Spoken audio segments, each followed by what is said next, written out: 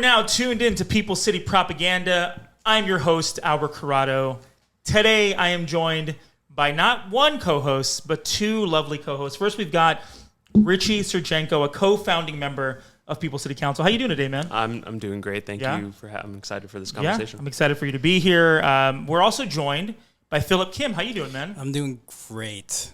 Can't wait to dig in. Yeah, I do want to introduce our guests, our lovely guests. They're here. They're ready to talk some serious shit. So first, we have Ambrose Brooks, who is an organizer and policy analyst committed to prison abolition, racial justice, but also radical justice. Sure thing. And LGBTQ activism. Their work aims for legislative and system-level reform grounded in community empowerment, coalition building, and radical lawyering. Hey. Born and raised in Southern California, Ambrose is a lifelong surfer whose artistic practice considers the ocean as a site for environmental justice and queer potentialities. Is that true? Yeah. Okay. Yeah. Oh, yeah. Nice. Ambrose holds... Where did this bio come from? I don't know. Philip sent it to me. It came straight from our workplace website. Okay. So, All right. you know... I didn't know if Albert was just like... it's like making... No, we could... I just make shit up and talk about it on the show. We can update it, too. No, sounds great. But lastly, cool. Ambrose holds a JD from Fordham University School of Law and a BA in Political Science from Duke University. Mm-hmm. This is all true? It's all true. All right. Wow. Yeah. Just making sure, you know, Philip's redoing the website. He wants to make sure it's all right. It's all true. It's all true. We're also joined today by Janet Asante. Hell yeah. Who is a Houston, Texas native who graduated from Scripps College with a bachelor's degree in environment, economics, and politics. Is that true? Okay. She has dedicated her life to organizing against injustice and inequity. She is an award-winning writer, speaker, and poet with a talent for public speaking. Wow. In addition to her media and communication proficiencies, Janet is trained in political and economic analysis. Her senior thesis at Scripps College, titled Cruel and Business as Usual, in analysis of state-sponsored violence in the Texas Department of Criminal Justice, exposes the systemic cruelty and corruption within the Texas carceral system and the prison industrial complex as a whole. Now, this is all true. Lastly, before you really like put everything long ass fucking I didn't for you to read though. No, it's fine. It's fine. No. Jason, listen, if you had given this to Jason, he would have read it out. So before joining Dignity and Power Now as a media coordinator, Janet served as a legal intern with the Texas Innocence Network, a social impact fellow with Second Day, and a policy and communications intern with Deeds Not Words. And lastly, outside of your social impact and organizing work, you enjoy being an eldest sibling, sewing, braiding, video games, and letterboxing. Is that like the movie site? Letterboxing is you go and like find stamps in the woods and okay. Put stamps I thought you were just like reviewing movies what on Letterboxd Letterboxd. is? Okay. The what he's talking about. You know what he's talking about? No, I don't know. No. It's like a movie review website where people go on and be like, I watched Dune and thought it was amazing or whatever. Albert's trying to get famous by his like movie reviews. Yeah, that's one strategy. Yeah, I do want to ask things because now I've read your bios. I feel like I know you personally. Oh shit, Ambrose. Yeah, you love to shred the gnar. I love to shred the gnar. We're much more casual than our bios give off. I would sure. say. You did bring a surfboard with you though. Yes, can you bring it in? And you said I want to shred the gnar on air, and I said I don't think we can do that. But when you're shredding the gnar, where do you like to go around? In Southern California? A lot of spots. One of my favorite spots in, people don't realize this, but Leo Carrillo Beach is actually in Ventura County. It's right on the county line. People don't talk about this. I've been there though, and every time I'm there, I'm like, I straddle the line. I'm like, I'm in Ventura County and Los Angeles County. It's a whole thing. Exactly. So I love Leo Carrillo Beach. I love to go down to San Onofre. I grew up in San Diego. Love to surf a bunch of spots down there. Love that. I surf with another organizer very regularly.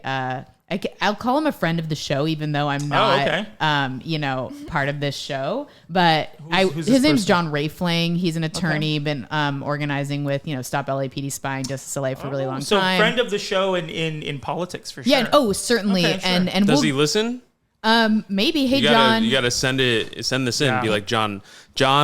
You've we've worked together, and you've seen me yell at the cops John, before. if you This one's if you for don't you. listen, you're a piece of shit. Yeah. I'm kidding. He probably listens. And we'll go out just at Santa Monica, like Tower 24 or up to Topanga. Nice. I could talk about this for a long time, but we're here to talk about No, closing but the jails. I think it's good to kind of get to know people who are doing this work. Sure. I mean, it's interesting to me because I know people from organizing who like I sometimes don't even know their last name or what they're into because we just see each other at places, we protest together, we do stuff together, and then we part ways. And I'm like, I wonder what their whole life is about. So it's very cool that you're from San Diego and love to surf because I feel like must be a very meditative thing. It's definitely a huge part of my identity, and it is quite meditative. Yeah, I was out there this morning. Water's still warm. Go to the beach. It's hot Nice. today. Yeah. Janet. Yes. Now you say you like video games. You're a gamer girl. You're a gamer. So what? Tell me some of your favorite games to play, past and present. Past and present. Well, I have to say, actually, this really small indie game, Piku Niku, it was on just like Game Pass one day, and I tried it out. It's super anti-capitalist and really fun. Love that. Cool. Yeah, and right now I'm playing this like adventure game, anything by Tim Schafer. So any Double Fine games that are like point and click adventure, I really like. And right now I'm playing The Cave. So Nice. Do you play any like Fallout or Mass Effect? Those are the games that I play. definitely not. The closest thing would be like Borderlands. Oh, okay, But, that's a fun No times. 2K? You don't play 2K? No, no. Richie Yeah, is a 2K. Yeah, it's fiend, the apparently. only game I have. It's the only game I have. Yeah. There's an in-game basketball game in Piku Niku. Oh, okay. I might have to Nice. check it out. Yeah. Anti-capitalist? You Yeah, said? it's awesome, yeah. Okay. Love Piku that. Niku. What makes it anti-capitalist? The theme of the game, like the story behind it, it's just super unexpected. You just like you pop into the game as this creature, and it turns out you just like overthrow the capitalist overlord. Oh, Nice. that's very cool. I love that. So we'll start with you, Ambrose. Tell us how you got into this work. I guess I'm just trying to prolong us getting into really horrific stuff. So I want to know what made you want to get into this work. Were you kind of a young person who was like very into the movement, and when were you radicalized? That's a good question. When was I radicalized? In the womb. Oh. Actually, a wild story. Well, I got into this work. Unfortunately, I came from a family of sharks. They're all attorneys. And my dad was a public defender for 40 plus years and like spoke about abolition openly when I was a kid. And my mom's side of the family I don't have a relationship with them because they've been in and out of jails and prisons in California. And so I definitely was an abolitionist when I was like in middle school. And I think it's really in large part because of my father, who just would talk about his experiences as a public defender and talk about how, you know, the current system of mass incarceration was not doing anything to address why people got into that situation to begin with. And then I went to college and I started organizing in college because where I went to college, I was like, what is this, like 1950? Like people just like did not. Duke. Yeah. This is, Yeah. Duke. Remnants of southern like slave Tobacco, buildings. yeah, and, yeah. Wow. Yeah, Wow. tobacco money. I didn't know any of this. I was a jock growing up, and I was like, I want to get as far away from San Diego as possible, and I don't want to be cold, and I want to go to a school that has good sports teams. That also like I also was like a little bit of a like teacher's pet situation, you know, and I wanted to like go. You wanted to be cool and not a teacher's pet anymore. Well, no, I mean, I kind of was like, I want to go to like a good college, yeah, you know? yeah. I mean, like, so that's how I ended up at Duke. So I didn't know about the history. Janet, I were should you a have. teacher's pet as well? I was absolutely a teacher's pet. Okay. Yeah, you both Great. brought us apples today. Yeah, we did. But I was a paradox because I was a teacher's pet, but I was also the biggest troublemaker. Same. Okay. They loved me until I like disagreed with That's a right. policy or something. And that's why we're here today, is because I realized that like the troublemakers of youth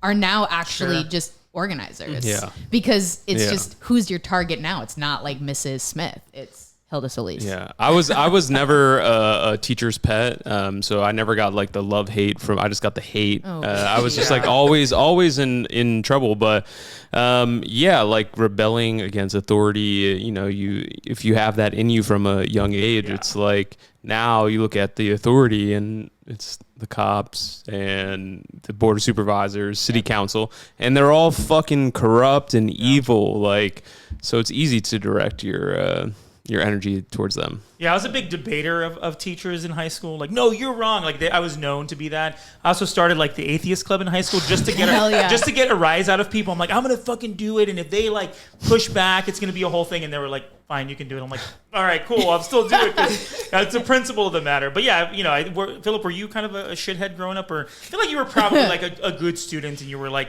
just kind of went with it. But I may be wrong. I was ranked the second worst student in my grade. Oh, hell yeah. Only beaten by my friend Aaron, who had a heroin addiction and missed too many days of school. So Gotcha.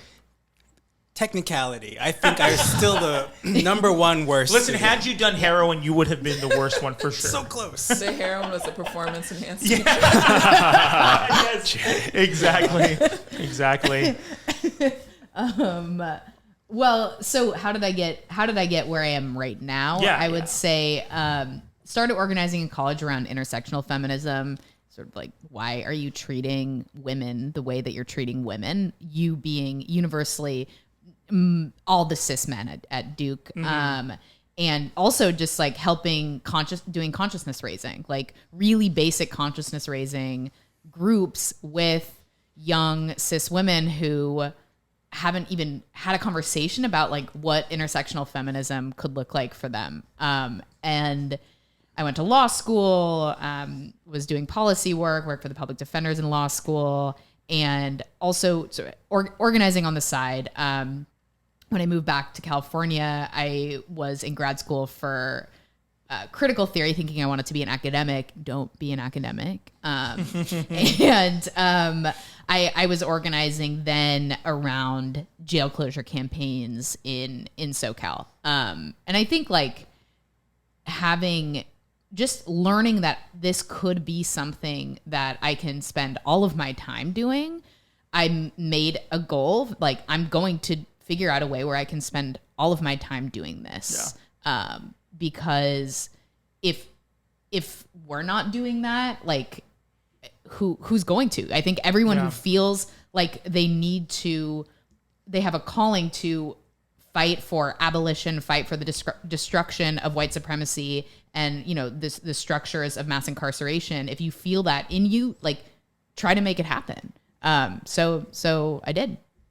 Yeah. Well, I'm happy you made your way here. Thank you. Yeah. Janet, how'd you get radicalized? When did this start for you? I think it's really hard for me to pinpoint an exact moment per se. But so my mom was also an attorney, and she was the eldest of 6 and the only one to go to college. And obviously that made like a world of difference for like me and my siblings. And the rest of the family, you know, without that like extra elevation of like education and access to all of these resources that came with it, you know, still face all the things you would think happen to like, you know, a large Black family in the South.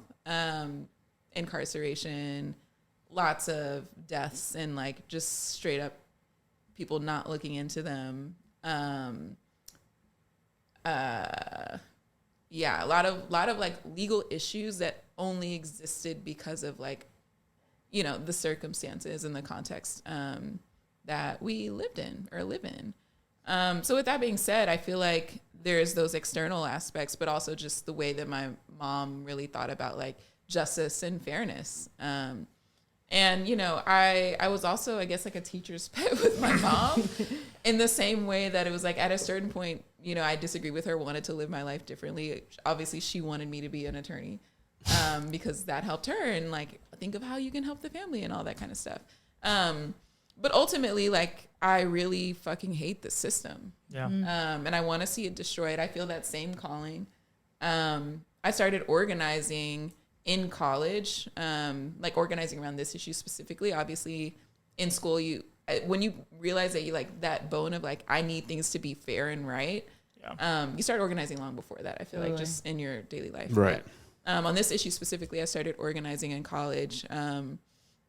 And I tried the more legal route. You know, you read my bio.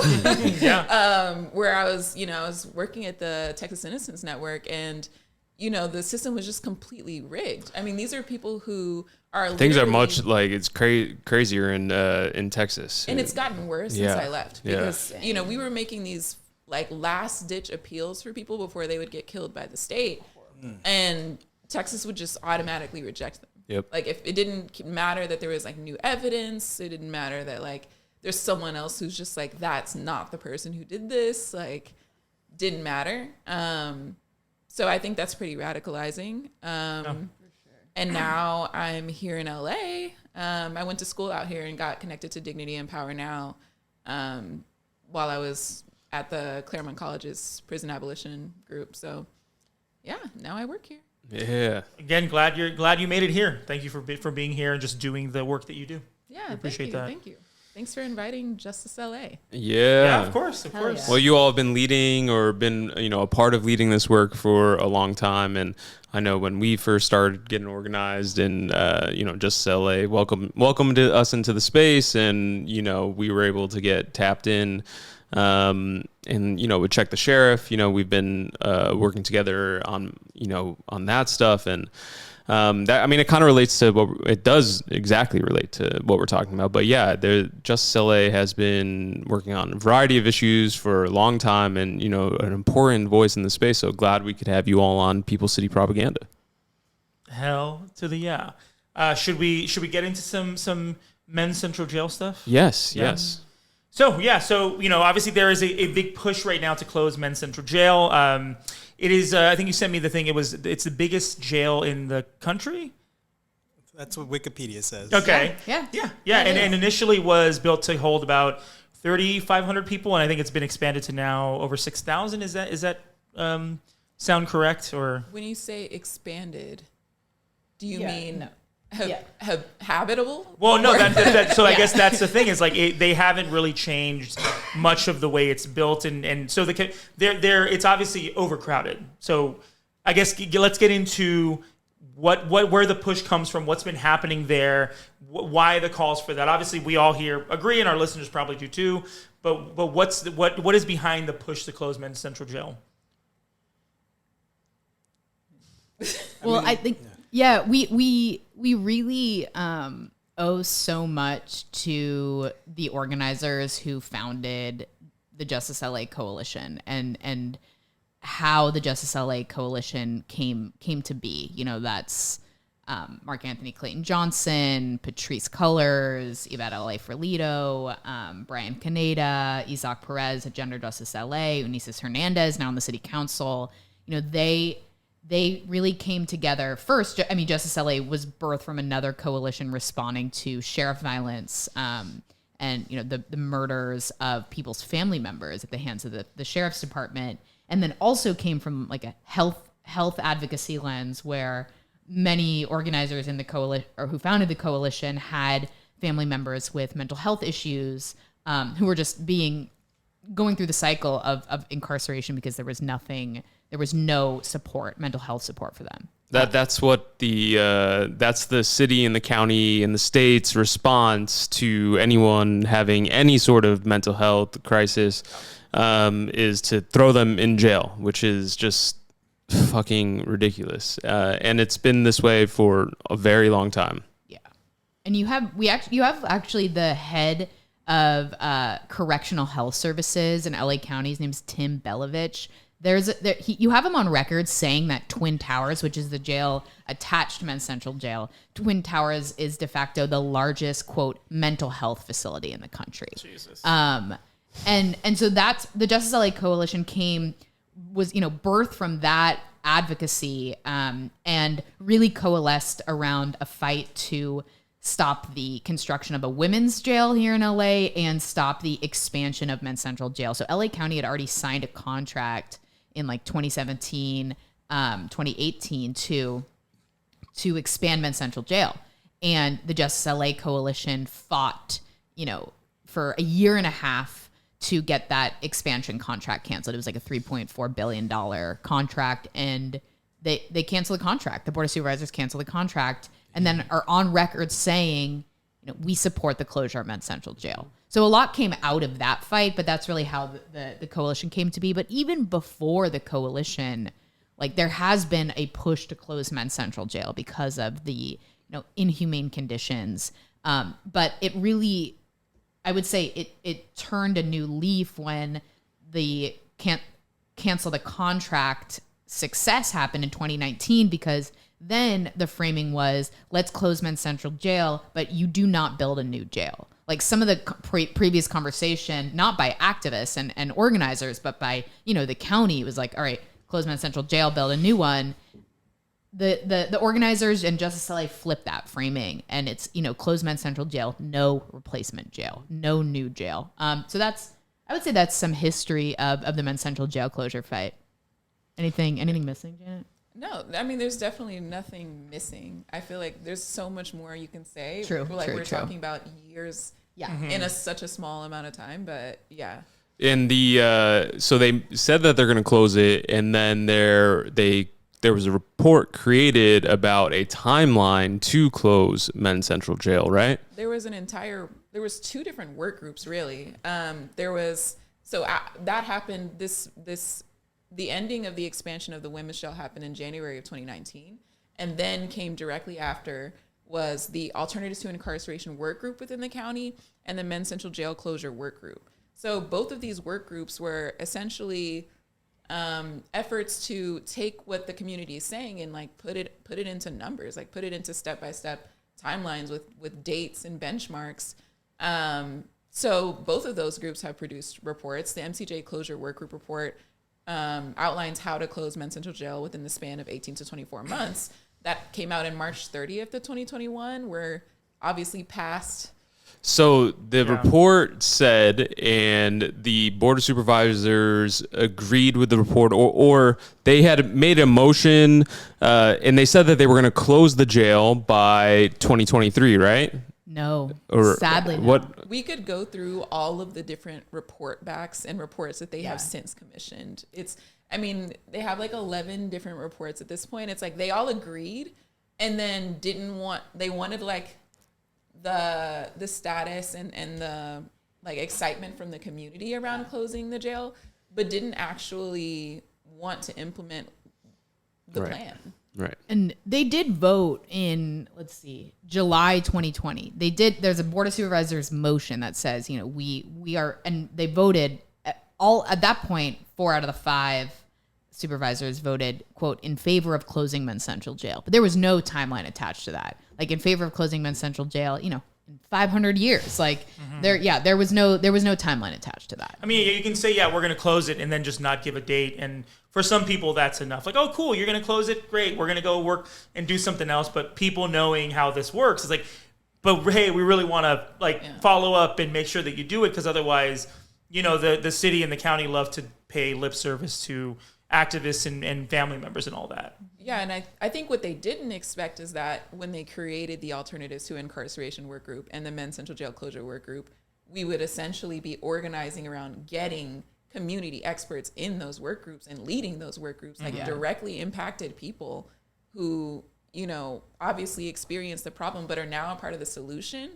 And, even though they tried to, they commissioned reports from like shoddy, consultants who have like a vested interest in the carceral systems. Like, they tried to make these other non-community reports like the reports, but we stayed on message, and a lot of the organizers who really made that happen, doing that inside-outside strategy, like that's got us some real wins, and now we need to implement them. So, Richard, do you want to? No, and just for people listening, also, who runs the jails, like who's in charge of the security and all of that? The sheriffs. the gangs, the deputy gangs, and we know of multiple deputy gangs within Men's Central Jail. 2,000 boys, 3,000 boys.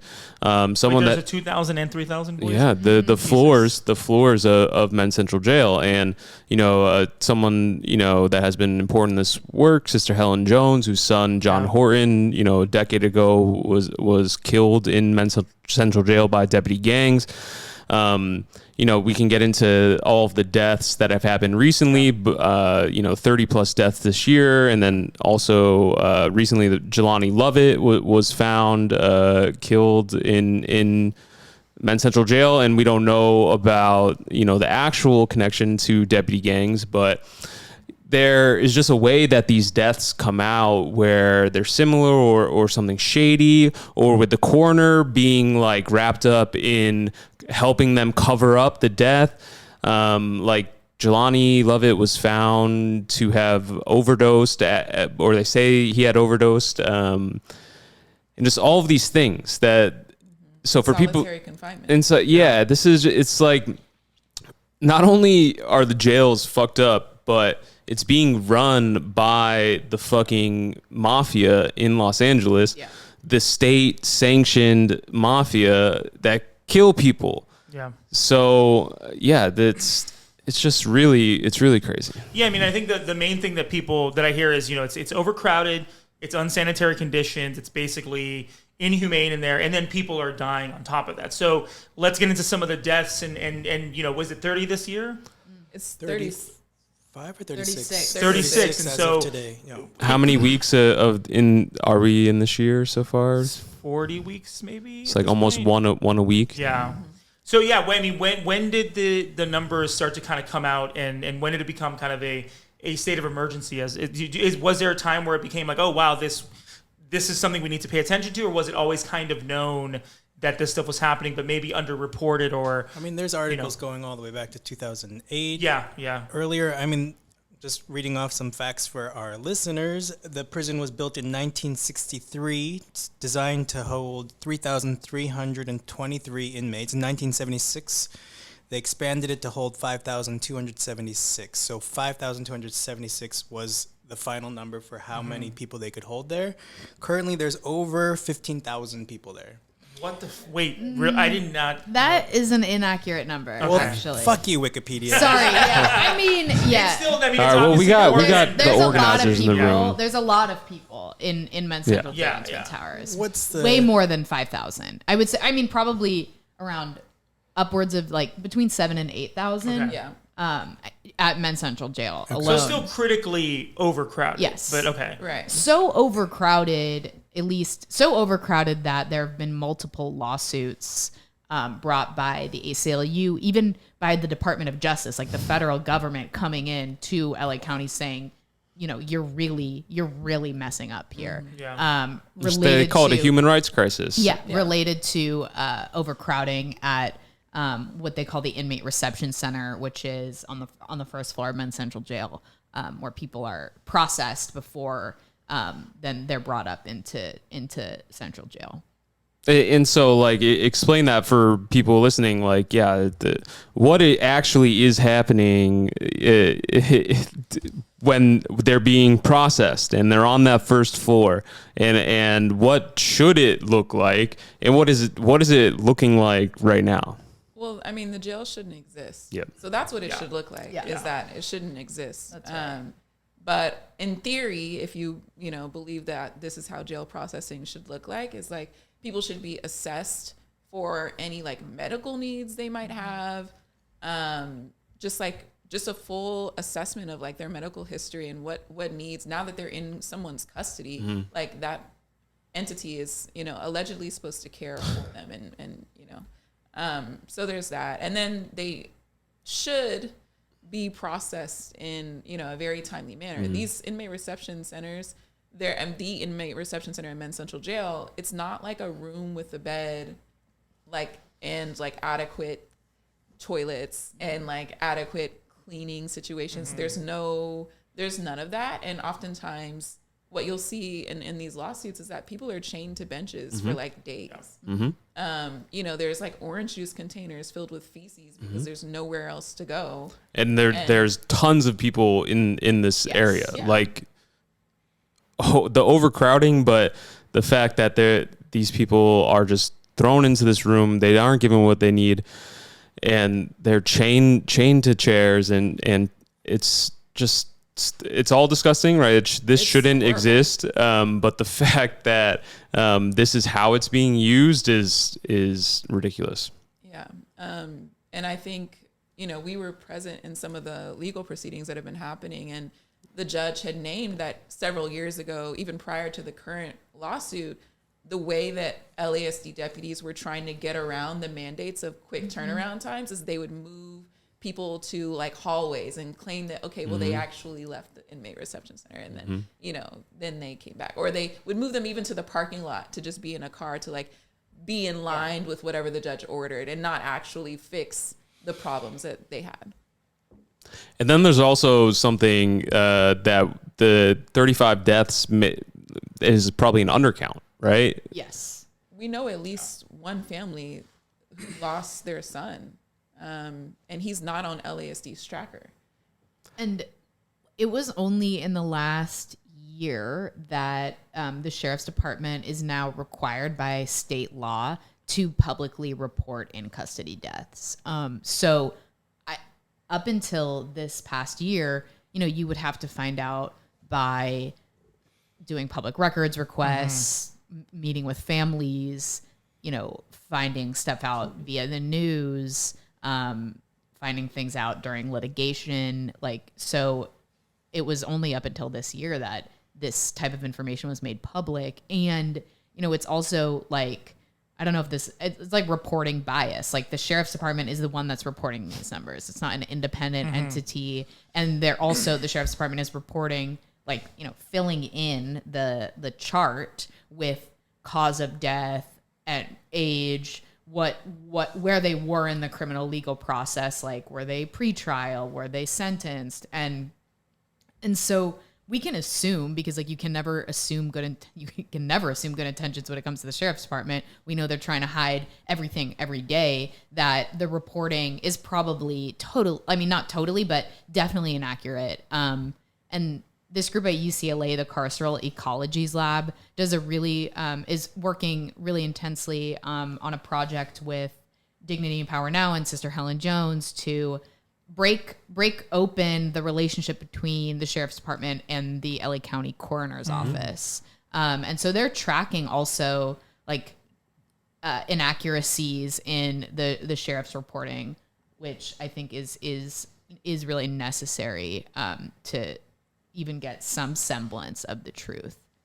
And this is a jail that's in city limits, in liberal Los Angeles. And if we think about, this place has been open for 60 years.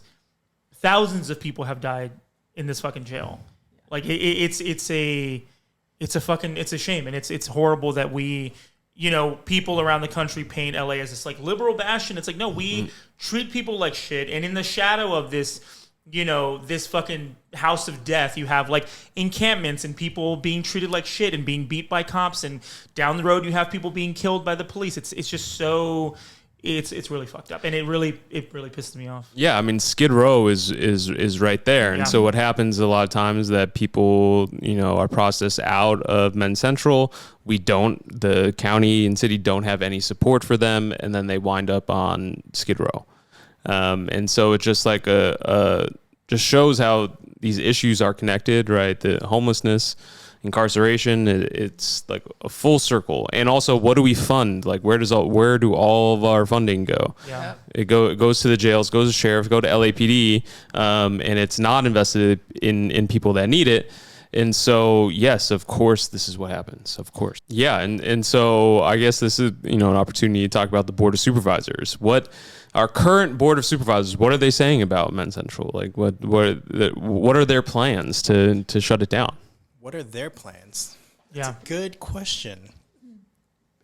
Well, that's the they question. all claim to want to close this jail. In fact, they would claim that the budget we have is a Care First budget, They would claim that they are the Care First Board of Supervisors and that they really believe in alternatives to incarceration and that they've been funding that this whole time.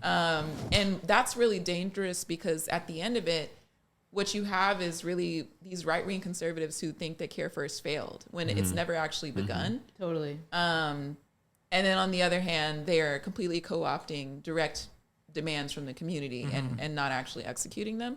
But yeah, the Board of Supervisors, there's 5 of them. There's 5 districts. Men's Central Jail is in Hilda Solis's district.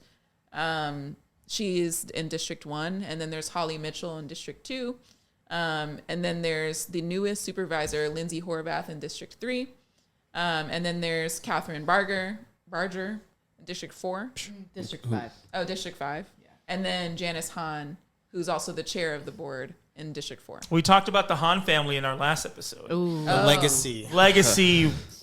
Bad people. Just saying. Yeah. Just saying. Well, we got the progressives, Holly Mitchell and Hilda Solis and Lindsay Horvath. They're surely like really leading the charge to shut it down, right? Use those words joking, on right, those Richie? people, right? No.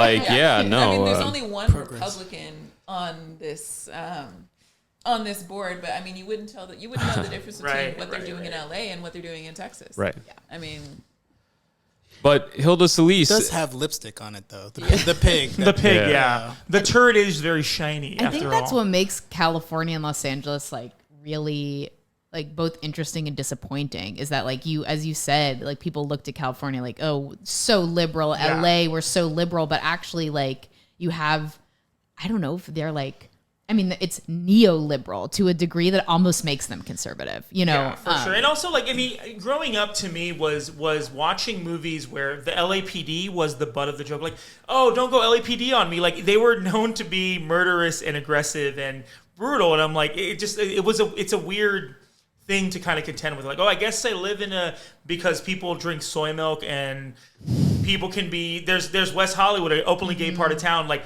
we're liberal, but also like the LAPD can murder you whenever they want. It's a weird like thing that we have to contend with. But anyway, besides the point. Well, I think that the elected officials are afraid of the cops. Yes. So yeah, absolutely. What is preventing people from actually doing something about this? Is it cowardice? Is it they're worried about, budgets or whatever, how, there's all this talk about like, well, if they do this, they're not going to be able to do that. There's all this talk about that in city council. Well, they have to support Karen Bass. Otherwise, she's not going to do X, Y, and Z. So what do you think the reason is that these people, are they just cowards or is it a little more tricky than that, you think? well, at the very least, they're cowards. For sure. Yeah, for sure. Baseline. Yeah, they are, many of them. Not all of them. Yeah, I mean, but Most. Wait, not all of what? No, or what? talk your shit. She's like, yeah, I mean, I understand what they're getting at, but like, let's say that like you or I had that position where you're representing 5 million people.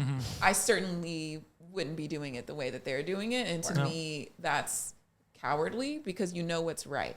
Like when we come to them with these robust reports about how to execute this timeline and like literally what exactly it takes and by when, we have to fight for that. We have to organize people. People have to take, time off of their jobs just to come and talk about how their son died in front of them. And like one of the supervisors might just be like on their phone doing whatever. I see that all the time. So there's that, but then Sheriff Luna can walk in and say, oh, give me $2 million for like a plan I don't even have yet. I'll give it to you in 3 weeks. And then 6 months later, they're like, where's that plan? And he's like, whoops. Oh, well, we got rid of Alex Villanueva, so I thought like it was all good. I thought the sheriff's department is reformed. Absolutely not. That's the thing. Sheriff Luna admits that. I mean, most recently at the Board of Supervisors meeting, he's like, actually, guys, getting rid of deputy gangs is really hard. Like, I don't even have a policy to do they that said, yet. know that it's in every single area of the department. Oh my god. Oh no, it's impossible to get rid of deputy gangs because April Tardy, Under Sheriff April Tardy, is the second in command in the sheriff's department. She's a tattooed gang member, and so there at every single level, like you said, there are deputy gang members. So it will be the only way to get rid of deputy gangs is to abolish the sheriff's department. Yep. Yeah. And instead they get as much money as they want. If crime is down, good job, here's more money. If crime is up, we need more money. Yeah. Like, you know, the answer is always more money. The answer is literally always more money. We have this deputy gangs problem, and Sheriff Luna's like, oh, well, give us more money so I can get rid of them. Yeah, like they got more money in the supplemental budget. Yeah, they did. And they got more money. And meanwhile, we are not seeing nearly enough funding for mental health. We learned most recently at the supplemental budget meeting that, you know, Christina Galley, who's over DMH, right? She's at I think she's director of Department of Health Services. Right. I keep saying DMH. Yeah. Of Department of Health Services is saying, you know, based on what was outlined in the Men's Central Jail Closure Work Report, we have funded maybe half of that. And even out of that funding, not even all of those are online. Like a fraction of those mental health resources actually exist. Yeah. So. And why? Why is a complicated question because there's what they say and what we know. You know, there's this Justice Care and Opportunities Department, which houses the jail closure implementation team. We really dub it the Jail Continues Indefinitely team because what they use their resources on is not jail closure. They've continued to consult with the same consultants that, you know, outline jail closure for the next 500 years that offer these ridiculous timelines with carceral solutions. Many of these reports still are trying to recreate the jail expansion that was canceled in the first place. Like they're still bringing this up. It's taking forever to kill what we know is wrong. The community really had to fight for each of these wins that's outlined in these reports. And so now they're continuing the bureaucracy. They're like, okay, we can't possibly present another report. So we'll make this team. And then we have to beg them to give this team a year. And so it's been a year. And now it's like, okay, well, it's been a year. We have to at least have them come up with a mission statement. Like, it's just dragging it out. And this is all on the taxpayer dollar. And, and the entire time they're claiming that they're funding Care First. But instead it's just millions going towards like reports salaries and consultants and salaries. Yeah. So my question is, you know, and I want to put it to you too, because obviously you're in the work, you're dealing with these elected officials in their offices. Do we get it from the Board of Supervisors? Is this happening with them, or do we need to take another avenue? Because I don't know. I talk about, you know, the LAPD and there needs to be reined in and abolished and all that. But I'm like, do we get it done with city council when it's like the progressive people? No, Ugo said this is the most progressive budget. So, well, you know, and what I listen to what he says all the time. I say, thank you, Ugo. I pray to him. But you know, like I think about city council and how like, oh, well, these new progressive people are going to change everything. And it's like their disappointments pretty much across the board. Same with supervisors and assembly members. So are we getting Men's Central Jail Closure with the right, you know, mix of Board of Supervisors, or do we need to do something, you know, outside of the electoral process, in your opinion? I think that we could get to the closure of Men's Central Jail with the, quote, right mix of a Board of Supervisors and abolishing the office of the CEO of LA County. So LA County has a CEO that quote bottom lines the budget, provides budget recommendations to the Board of Supervisors. They rubber stamp it. Who is this person? Phasia Davenport. Yeah, let's go, Philip. Nice. Yes. She's Philip's favorite. Okay, nice. So you're wearing your Phasia shirt today. I like it. Yeah. And she and the office of the CEO is a huge roadblock to a real Care First budget, to jail closure, but you need much more than the Board of Supervisors. You need the heads of county departments to also publicly support jail closure and really fight for it in both internally in their departments and in their relationship to the Board of Supervisors. So when you have like the head of the Justice Care Opportunities Department who, you know, makes $400,000 a year, who's quote unquote, it's a care and opportunities department.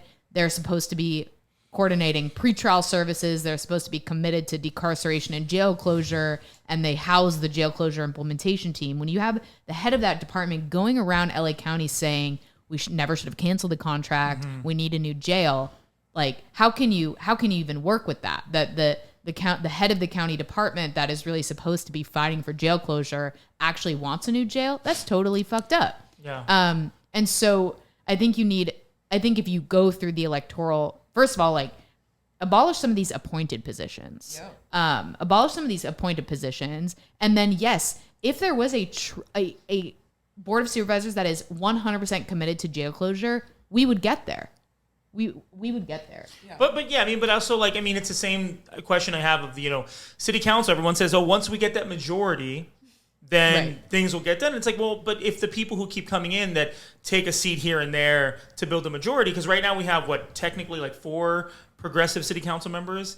Okay. And it's like I'm saying, but like what people consider to be progressive. Yes, Nithya is a fucking disappointment. Gives money to the LAPD any chance she gets. Ugo's pretty much on the same boat. Eunices is, I think, doing so far pretty okay.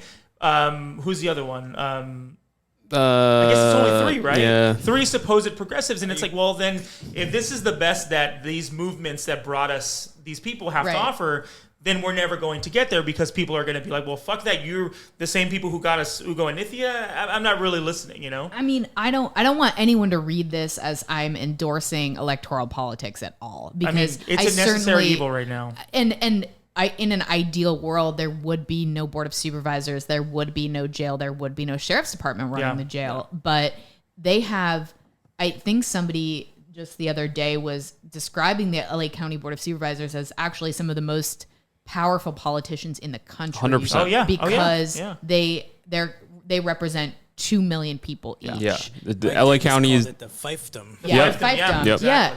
And so given what we're working with right now, we do need to shift the board of supervisors, and we do need them to close the jail in this world we're living in right now, sadly, but abolish all those appointed positions too. But I think the work that you all are doing with Justice LA and that we all continue to do, that's the important part, right? Not the elected officials. Yeah. And I also think we can point to Measure J, Measure A, Measure R, like those were ballot measures that were passed by the community. And so like I don't want people listening to be like completely frustrated, like shit, we're never going to get this done. Or like we have to depend on the board of supervisors. I mean, that can be in our mind, like as we're organizing, but the most important thing is doing the work that we all are doing, that you all are doing, that you're leading with Justice LA. And so, just for people listening, like, yeah, we're a little, down on electoral politics, but there are people that are doing the work. I mean, that's the thing. Sometimes they hurt themselves in their confusion. Like, we can absolutely trick them into doing the right things. Like when I think about, these county work groups that were intended to just placate us, but we really threw down and came out with these really substantive reports that are like unignorable, are the standard. Like nobody's talking about, all these other carceral reports because they don't do shit. Like, well, let's get into the reports, because this is probably the first time I've ever seen a jail closure roadmap laid out with like things that we can implement now to get the jails closed. And there's like very specific details in JLA's closure map and the demands you're making with them. Because some people are like, well, we can't close jails, police, like how do we keep each other safe, blah, blah, blah, blah, right? Mm-hmm. And it's like, yeah, fuck you. We actually have stats and details and studies already put together. So one of the first things that I clicked for me was just the amount of mental health beds, right? Mm-hmm. If they're using it as a mental health facility and we know no one gets well in a cell, the demand is clear how many beds we need so that we can reduce the population, right? If we know how many percentage of people are in there pre-trial, they haven't seen a judge, the only reason they're in there is because they couldn't afford whatever arbitrary cash bail was set for whatever misdemeanor they got caught up on. A rich person pays it, gets out, can go back to their job, can pay their mortgage, and they don't become unhoused and lose their car, et cetera, et cetera. Like, if you're working a 9 to 5 and like they caught you jaywalking, you couldn't pay the $2,000 bail because you don't have that money on you, you're in there until indefinitely. And so if you wouldn't mind elaborating on the closure roadmap. Yeah, I mean, I think you kind of outlined the main premise, which is reducing the population, because that's really the first step. Almost half of the population in our jail system could be safely diverted if there was a place to divert them to. Even today, there are many judges who want to divert folks. They say, okay, clearly this person just has mental health needs, and that's why they ended up getting picked up on whatever charge the deputy was feeling that day. And so they divert them. And what we see from our community members, like, this doesn't come from the data, but, real people who say, well, my son was diverted by a judge, but he's still in the jail because they can't find a bed for him. So, they need to, there was a fight just to even fund those beds. And now that they are beginning to be funded, they're not being brought online. They're not genuinely giving those contracts to the mental health workers who could actually service the population. It just sits there and then it rolls over to the next year. And that's a serious problem. So that's like the main premise, and all of the other details really just follow along that line. So there's different populations that require different levels of care. So we need to bring on like specific types of beds. And then we also need to, as Ambrose mentioned, like do things like pretrial services. So, there's a lot of folks that, they, like you said, they're held there on cash bail, which, it's somewhat of a good thing that we have this new, like, quote unquote, zero bail system that went into effect about a week ago. But there's other release stipulations that people have because of this fear that folks won't return to court. But if we actually supported them with services like court reminders and, maybe even transportation, or just like close that gap and like truly actually fund the community. Because I mean, there's families who tell us, I've been calling for years to get my family member these mental health services, but then they stole a loaf of bread and there's a cop there immediately. There's like 6 cops, $400,000 worth of salary to pick them up and take them to the jail. But when it comes to actually getting them care, there's none of that. So yeah, there's a much more robust infrastructure for carceral systems. And so these roadmaps just essentially show where it should be going, like the actual numbers. I don't know if that's not specific enough or too specific, but no, it makes sense. Like, not only are we just spending money on the jails, we're spending money to send cops out to arrest someone, to process them within the system, and to go through all of this. And yeah, we're not funding those other things. And it's very clear, like, we could just do this, right? We could just fund these instead. But we don't. And honestly, it's like lifetimes of a lack of investment in healthcare and mental health care and permanent supportive housing that also got us where we are today. So like some board of supervisors and some people are like, yes, all right, let's funnel some money into mental health services. But what do we do with the fact that there is just a national shortage of people who are working in mental health? Yeah. Oh, you know why? Because you've been offering those folks $40,000 a year salaries, and you've been offering entering sheriff's deputies $100,000 a year.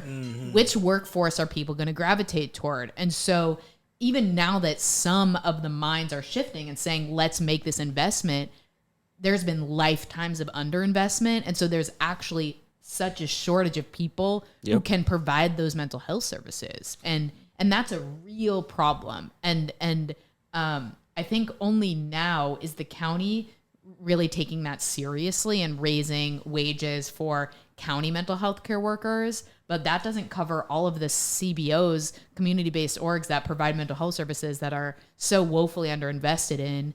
And so like even people with like with good intentions to finally make that investment, it's like, oh shit, actually we haven't been investing in this at all for literally lifetimes. And so the capacity in the workforce just doesn't exist. Well, a progressive hero, Gavin Newsom, created Care Court, which is wonderfully named, because he truly wants to care and help for people.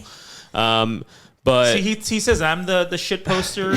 He's saying all this. So for everyone that doesn't know, Gavin Newsom, created this new program called Care Court, and it is essentially state mandated mental health facilities, the mental health quote unquote care that the state will take over conservatorship and just submit them. But what are our mental health facilities? Where are we sending them? Jail. And also, how are you going to submit someone under Care Court? Like, how are you going to get that person to whatever facility you're bringing them to?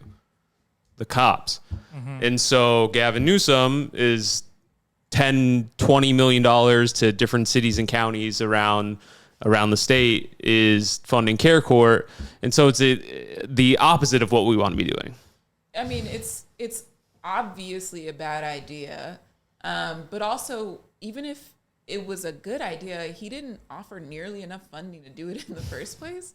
I mean, there was a Board of Supervisors meeting where they were discussing how much money that Los Angeles was getting to implement this, Gavin Newsom mandate. And even they were just like, well, this is basically not going to work. Like, even if they wanted the excuse of like, oh, well, we're doing Care Court instead, it also just like, it wouldn't be feasible in the first place. And cause so many other issues that they are already forced to hear about from us. So yeah, Care Court sucks. Or, yeah. So what is the, we're talking about Men's Central Jail. Like, what is the police response to this? Like, when they say, I just want to hear what excuses they make up and what rationale they give for like not closing this. I know it's going to be infuriating, but can you give us some insight into that? Because I just want to make sure that people understand how fucking awful cops are in every level of whether it's sheriffs or LAPD or whatever the fuck. It's terrible. So what are they saying about this when they're presented with the option of closing the jail? I mean, we had Villanueva as a sheriff. I remember. I remember. The guy. Way back when. That guy. Did he ever show you his tats? No, he never did. But he did run ads with my face in it. So that was I love that guy. Your biggest fan. Yeah, for real, actually. Oh my God. Oh my gosh. Alex. Yeah, I mean, Villanueva, like, this is a guy who wouldn't even say deputy gangs. He insisted until the very end, these are cliques. Like you're in high school at the cafeteria, like, oh, that's like the cool guy clique or whatever. Yeah. Exactly. And I think, sheriffs, deputies are not inclined to address any type of factual argument or anything. I mean, even their attorneys in court will offer complete junk stats and junk science that are literally just thrown out by judges. Yeah. So in the face of like men's central jail closure, they say the same things that we're trained at a very young age, or society at large is, which is that we can't close the jail. You're letting out all of the like horrible people who will ruin our society. And, these people need to be caged, obviously very racialized, upholding the whole like criminalization of poverty, anti-blackness, the same, slave rhetoric, right? It's like, that's what they say. But the subtweet in that is that why we can't close the jail. That's where we train our deputy gangs. That's where we smuggle in contraband and make money off of incarcerated people. That's where we get our, like hundreds of millions of dollars a year in overtime. And that's where we, cut the CCTV footage so we can beat people up in secrecy. So that's a subtweet. Oh yeah, I mean, I read a thing in the LA Times that like the city had to pay out a lawsuit because someone was visiting their brother and got roughed up and beaten to a pulp, and they had to pay him out like $1.2 million. Like, a guy goes to visit his brother and then ends up just getting the shit kicked out of him by a bunch of sheriff's deputies. Like, even if you are visiting someone, you are not safe. And obviously, no one is safe around a cop, but like, there's at least, you would think and understand, like, oh, I'm here and I'm not a criminal, quote unquote, so I should be okay. But even then, like, you're not even. It's just it's a fucking madhouse, man. I mean, our organization does this thing called Freedom Harvest, where we post up outside of Men's Central Jail and offer families who are visiting their loved ones like massages, tea, just hanging out, food, and then offer folks who are coming out of the jail all those things as well. And like, you know, we're not in the jail, but the sheriffs are right there, like, you know, verbally roughing us up. Yeah. Like they see this as their home base. Oh yeah, this is like their fortress. Yeah, their Death Star. Yeah, exactly. Yeah. And also, I should have mentioned this earlier, just for everyone listening.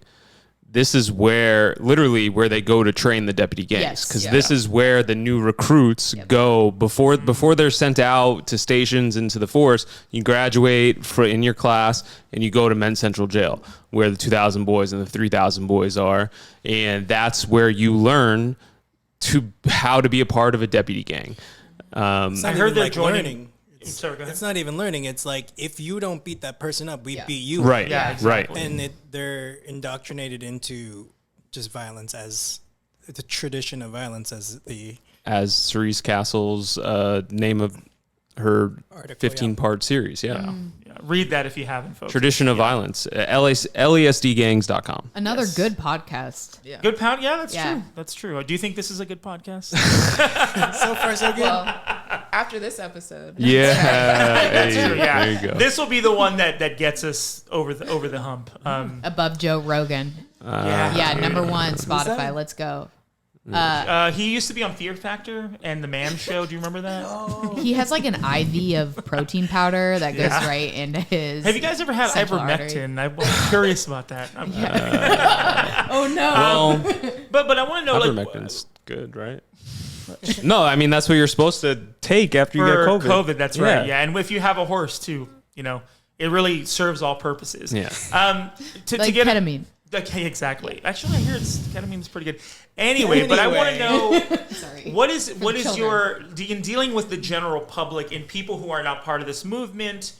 What is the response to closing the jail? And do you? I mean, I guess, are you ever in a position where you're trying to explain this to like a normie person? And if there, what is there pushback? Is there, you know, because you know it can kind of, I guess, range depending on who you're talking to, right? So what are some of those instances, if you can, you know, illustrate some of that? I mean, we've been outside the Board of Supervisors every Tuesday since this real ramp up of in custody deaths. Mm-hmm. So we literally just have a table set outside, unless LASD will try and stop us. They'll pull up their cars next to us and act crazy. But we talk to, you know, the quote unquote normie people, everyday community members all the time. And especially like me in comms, like, abolition is only confusing to people who are like really invested in the carceral system. Like we have to be trained that this is the way to do things from a young age, because otherwise it would be obviously like not right. White supremacy, colonization, like it's they've trained us to think like this. Like, in what world would it make sense that like if somebody's hungry and we have food, we don't feed them, or if somebody like needs care and we like can either put money towards beating them up and caging them or like giving them care, like it makes like very obvious and like logical sense that this is what we need to do. And even like right-wing people will believe that we need to close Men's Central Jail, but they might think that, we just need like a tech jail. We need a jail where like, you know, there's just like more cameras, and like we need a jail that has like. We do need a tech jail for tech billionaires like Elon Musk. That's true, yeah. Put it like a raft in the middle of the ocean or something like that. Yes. Pretty sick. I mean, but that's the thing. Like even Men's Central Jail was a reform. Like that's like people thought that this was going to be the solution. It's like, this is never going to be the solution. So here's what is a solution. And you know, LAPD is a reformed LAPD as of '92, as of you know, post Rampart. Like, we are living with a reformed police department that does kill people every single fucking day and never apologizes for it, never does anything right by the people it harms. So, in the sense, you know, we're in a reformed LASD with like a new sort of, you know, nicer sheriff, but obviously we know that that's not true. But I mean, yeah, it's a fucking whatever. I'm just getting too hyped up talking about this stuff. Well, I think, like, I mean, second everything that Janet just said. And I think that when we do have these conversations, like capitalism and white supremacy has sort of like condensed human beings' brains. So we're like, we can't quote be creative. Like it's like, and so that's some of the most, well-meaning people don't buy into abolition or can't get there until you're like, think extremely creatively about a world that you want to live in and allow yourself to do that. And then like allow yourself to make that a practice where you are trying to build that world every day. And it's really hard for people to be like, oh wait, shit, I don't need to think about like retribution. I don't need to think about punishment. Like removing those frames for people to say, really think expansively, also has to be a part of the conversation. It's like, be imaginative. Yeah, I mean, I know a lot of people in my own family who just say like, oh, this guy stole my catalytic. Like, those people should be fucking sent to jail. And like, they say all these horrible things that should be done to them. And it's like, well, but like, why is that the solution and not like, why is this person stealing it? And can we do something to make the material, whatever, their life better? It's sort of always going to the extreme. And people think now the person who stole a loaf of bread should be basically sent to the fucking chair instead of saying, why was that person stealing the piece of bread? So you're right about trying to shift the imaginations of like, we shouldn't be getting more extreme in the punishment because they think, oh, well, if you make the punishment for stealing something,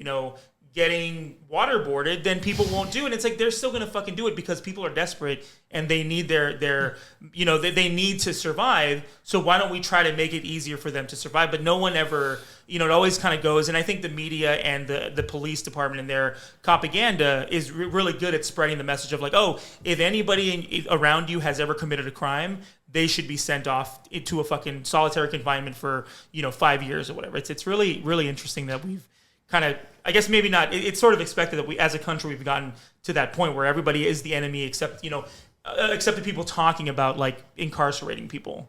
Yeah, they don't even have to actually do it too. Like they just have to be accused and arrested. Totally. Like a large population in our jails is pretrial. They haven't been convicted of anything. Not that even if they were, they wouldn't deserve it, but they don't even need to have been convicted to be affected by this.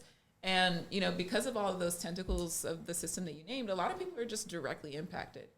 And you just have to expose how they're impacted. Like, they might not, they hear Men's Central Jail and they might not believe in it. And then they realize, oh, my cousin could have really used some mental health care. Yeah. Or, wait, this will, like, help us with our house assist population. Or, it's like, it really does touch everyone's lives in some way. They just need to be kind of reminded.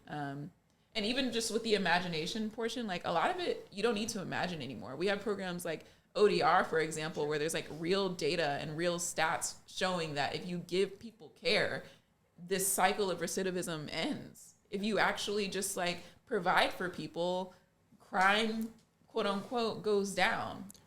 They'll invent new crimes and new charges, but I love to invent a crime, honestly. Not on our watch. I'm in the lab inventing crimes all the time. Yeah, but mostly your Twitter, but oh, come on, whatever. We're not gonna get into this. Let's not get into that. Philip is like he's like my dad. He's like, you shouldn't be posting that on Twitter. Anyway, wow, Richie. No, I was just saying, we have talked a lot about Justice LA, but also Dignity and Power Now. I think that's why, one of the most important organizations we have in Los Angeles about the reimagining and using the creativity, actually investing like the things that I've seen DPN do for the families impacted by sheriff's violence is like, that's the system we want to create. We want to provide this kind of support for people. And I think that is, just something that if you are unfamiliar with DPN, Dignity Power Now, that's some of the most important work, especially like when you talk about family members showing up to the Board of Supervisors or Civilian Oversight Commission, having to tell, like, I don't, it's tough to see that, right? And to be able to offer things that the state does not support, like we don't, we don't invest in people that are impacted by sheriff's violence, right?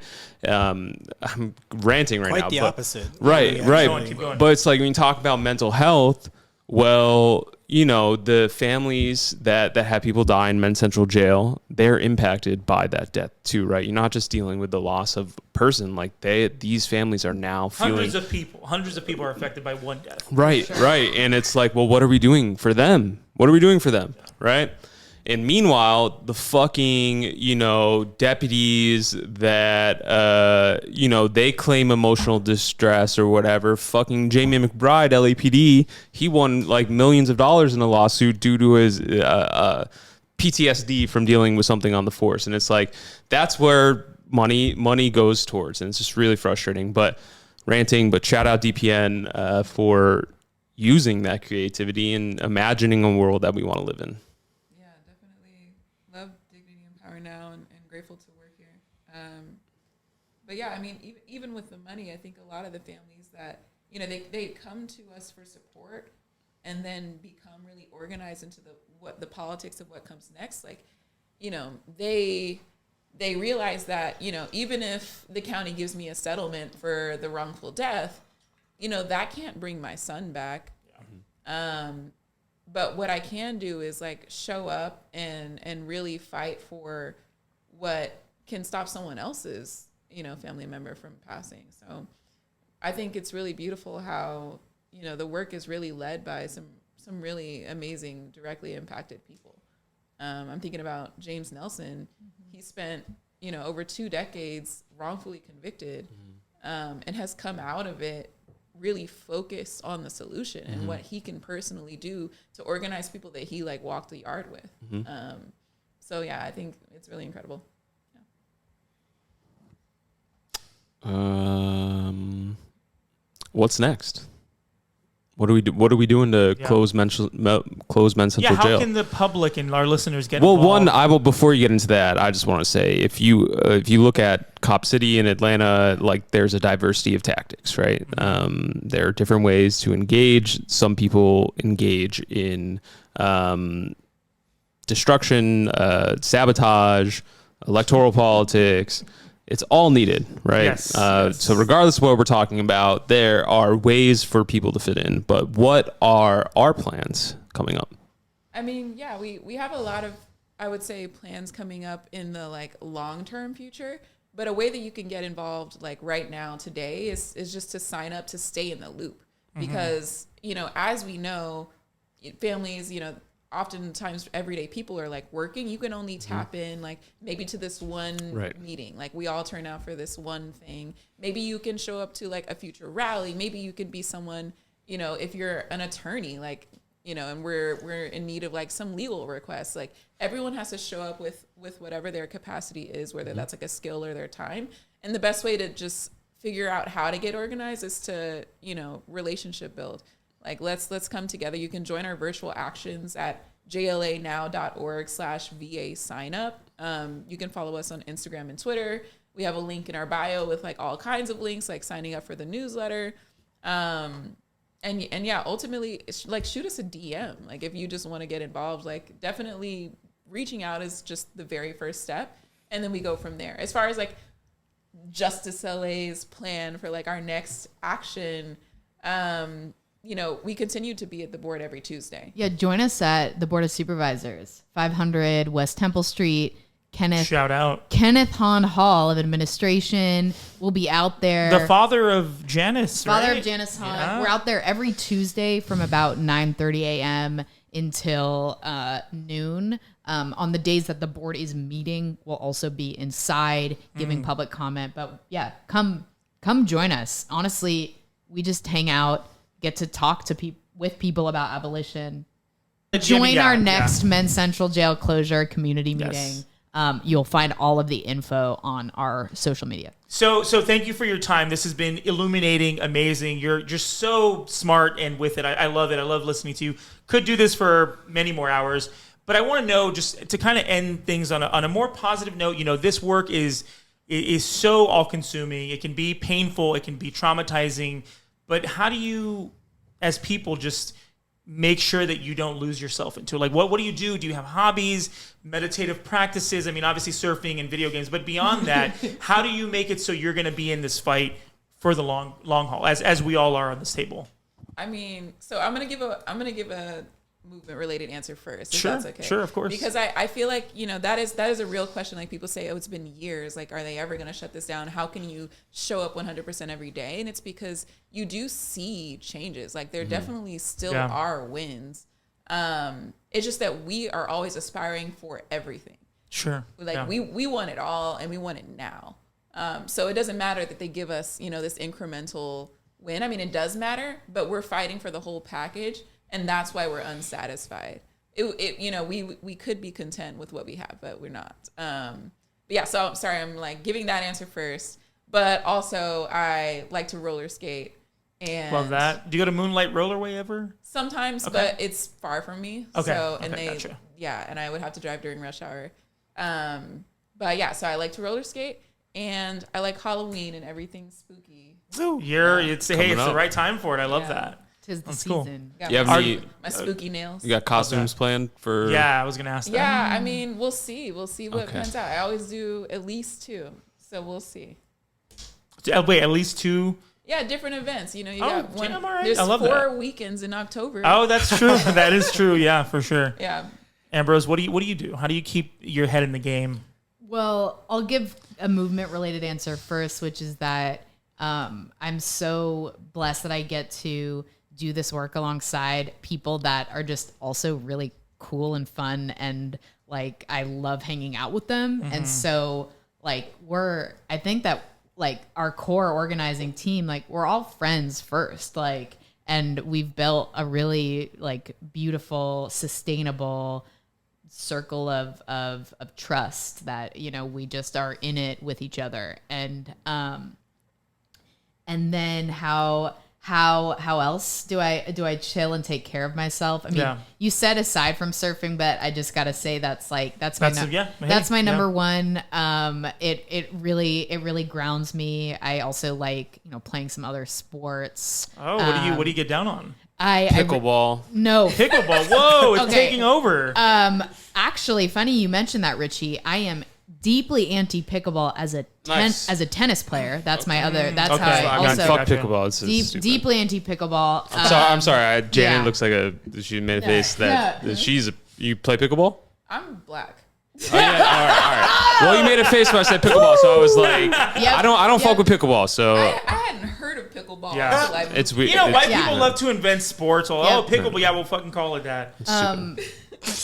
And I also, I like to watch shitty television. I like to watch TV. You ever play basketball, by the way? I am horrible at basketball. Okay, I was gonna say because I do a weekly basketball thing. I would invite you, but I'm really bad. No worries, no worries. And You're all invited, by the way, if you want Just- to come play basketball. I also love eating food in Los Angeles. Oh yeah. yes. Wait, tell me one of your favorite restaurants, or 2 or 3.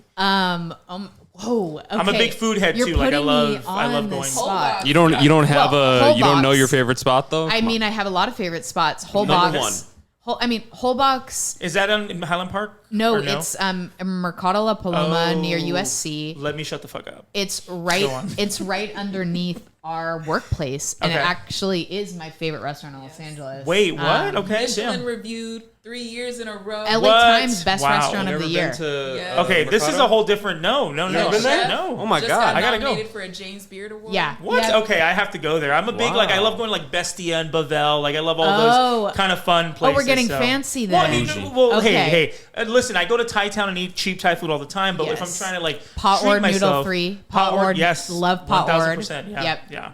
I mean, gelato, of course. Gelato, are you a spice head? Or? Yes. Okay. Yes. Love ice certainly spice. yes. Namaste Spiceland in Pasadena. Okay. I mean, You say namaste? yeah, Namaste Spiceland. nice. It's similar to like India Sweet and Spice. Love that place too. Yeah, okay. Nice. I mean, I could keep going, or we can go get food. Yeah. Ooh, that Yeah. sounds good. Yeah. Yeah. Okay. Well, I mean, yeah, this work is hard, so I'm glad that you have ways to release the energy and realign yourself, because I think we're always looking for different ways to do that. And, you know, I play basketball. I listen to music. I live by Echo Park Lake. I try to walk around, put some headphones in, talk to the ducks. Very meditative. Richie, do you have anything? Besides playing 2K. Yeah, 2K. nah. Just And? smoke weed and play 2K. Play baseball. I mean, it's like that's true, tough yeah. when you're like you leave the house and you're like, are the sheriffs following That's me right true. now? Yeah, Like, yeah, that's true. do I? Richie's a softball player, not a Yeah. baseball player. No, well, no.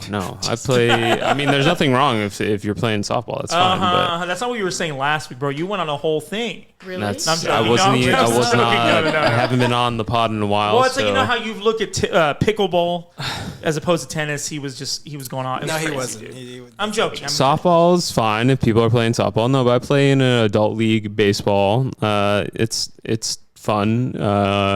I'm a pitcher, so I get to just like Did you have a no-hitter this season? I threw a complete game. It's not the same Hell yeah. as a No, no hitter. yeah. Completely. That's pretty good. Yeah. I mean, Yeah. it's fun. Let's Just go out there. Boy, how and, fast do you throw the ball? I probably throw like 75 now. Hey, that's fucking great, dude. Fast. I wouldn't want that in my head. No, yeah. certainly not. Philip, what do you do anything? You drive a motorcycle. I feel like that's pretty meditative. What do you Pretty do meditative. It can realign fucking yourself? crash. How many times have you crashed in the past I've year?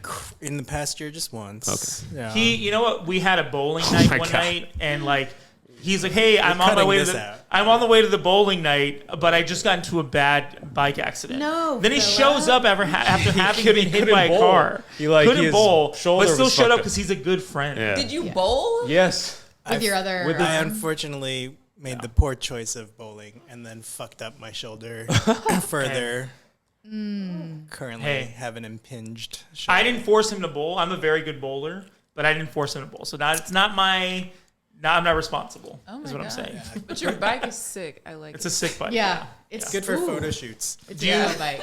Hold on. Before, is there any way if we talk about something now, you can cut it and then put it before the ending? Sure. Yeah. Do we want to talk about Measure J at all? Like, Ooh, yeah, Well, yeah. I feel like for like 5-10 minutes. Maybe we're not the right folks. Okay. Like, All right. yeah. This can get I cut. heard That's- Megan. You were saying maybe Megan's gonna come on. No. She's got that covered. Okay. Yeah. She's All right, fully we'll have to- CFCI. Yeah. Yeah, okay. Well, folks, listen, we love you. You can find us at peoplecitypropaganda@gmail.com. Follow us on Twitter, People City Prop, I think is what it is on there. Yeah. Whatever, find us. Listen to email us if you want, Listen, but- you email us some questions. We're always looking for show topics. We want to get into the nitty gritty of the movement. Follow us, rate and review us on the Apple Podcast app and on Spotify. We need the love. Watch us on YouTube. Tell your friends about us. We're trying to make this we're trying to be like a really good leftist politics podcast. There's a lot of like shitbag white dudes who have very successful quote unquote leftist podcasts. Fuck all those guys. This is where it's at. You got people of color on this show. You got America's #1 white man over here. Do either of you want to be? The only good white person ever is John Brown. So Shout out to John Brown. If you're John white, Brown. just look at John Brown. Ambrose and Janet, do you want to be found online? If so, please plug your social medias. If not, that's fine too. Hell no. Okay. I will plug Justice LA Yeah. now. Okay. Yeah, just On selling. Instagram and Twitter. Love that. All right. Well, thank you, folks. Fuck the police. Good night. Close Men's Central Jail. Stop Cop City. Google LASD gangs.